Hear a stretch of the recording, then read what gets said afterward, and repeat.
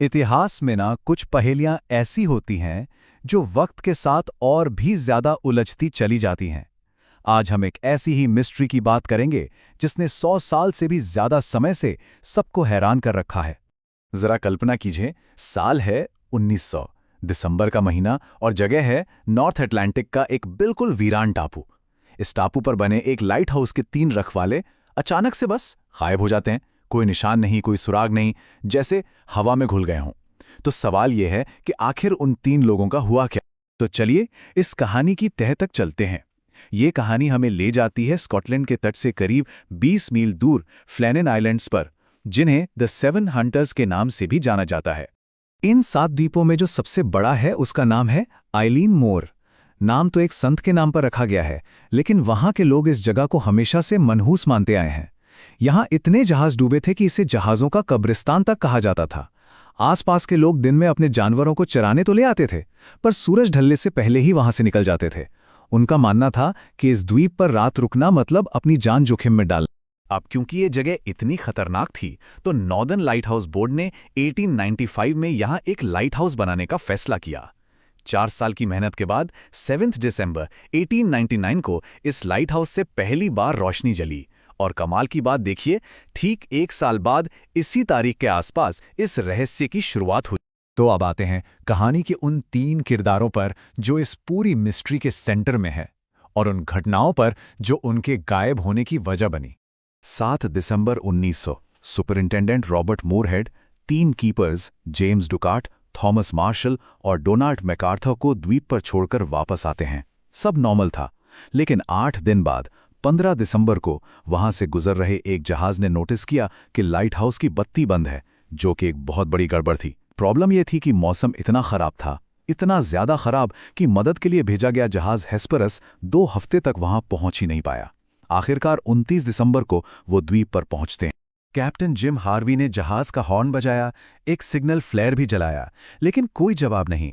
द्वीप पर एक अजीब डरावनी खामोशी छाई हुई थी, एकदम सन्नाटा, जैसे पूरा द्वीप अपनी सांस रोके हुए हो। तो सवाल यह था कि अंदर आखिर चल क्या रहा है। और जब बचाव दल लाइट हाउस के अंदर पहुंचा, तो जो कुछ उन्हें मिला उसने इस पहेली तो और भी ज्यादा उलझा दिया। अंदर का जो नजारा था वो और भी ज्यादा अजीब था। लाइट हाउस का मेन दरवाजा अंदर से बंद था, लैंप एकदम साफ थे, उनमें तेल भरा हुआ था, मतलब सब कुछ रूटीन के हिसाब से था। किचन की मेज पर खाना रखा था, लेकिन उसे छुआ तक नहीं गया था। पूरे सीन में बस एक ही चीज अपनी जगह पर नहीं थी, एक कुर्सी जो उल्टी पड़ी थी। और सबसे अजीब बात, लाइट हाउस की सारी घड़ियां एक साथ रुकी हुई थी। मिस्ट्री तब और गहरी हो गई जब टीम ने द्वीप के किनारों को देखा।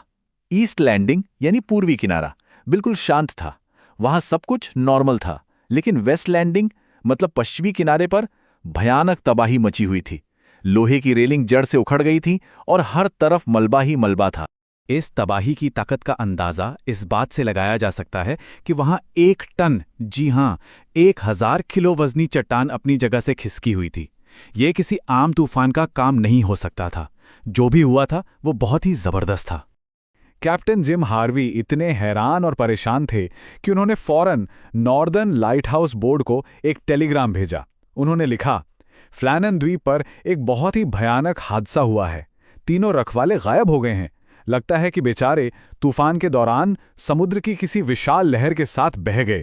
अब देखिए, इस समय के साथ ना ऐसी घटनाओं से कई मनगढ़ंत कहानियां जुड़ जाती हैं, और इस केस में भी ऐसा ही हुआ, खासकर लाइट हाउस की डायरी को लेकर।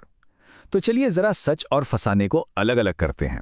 यहां कहानी में एक बहुत बड़ा ट्विस्ट है। असल में मौके से सिर्फ एक ही लॉगबुक मिली थी, जिसमें रोज के काम और मौसम का ब्यौरा था, सब कुछ नॉर्मल। लेकिन सालों बाद एक मैगजीन ने कहानी को और मसालेदार बनाने के लिए एक पूरी की पूरी नकली डायरी ही छाप दी। उसमें लिखा था कि एक रखवाला रो रहा था, दूसरा बहुत चिड़चिड़ा हो गया था, उनके बीच झगड़े हो रहे थे, और एक आखिरी एंट्री थी, ईश्वर ही सब कुछ है। ये सब बातें पूरी तरह से फिक्शन थीं, जिनका सच्चाई से दूर दूर तक कोई लेना देना नहीं। तो अगर ये सब सनसनीखेज कहानियां झूठी थीं, तो फिर सच क्या था? आखिर उस रात हुआ क्या था? पिछले 100 सालों में इस पर कई थ्योरीज सामने आई हैं। तो चलिए एक एक करके इन थ्योरीज पर नजर डालते हैं।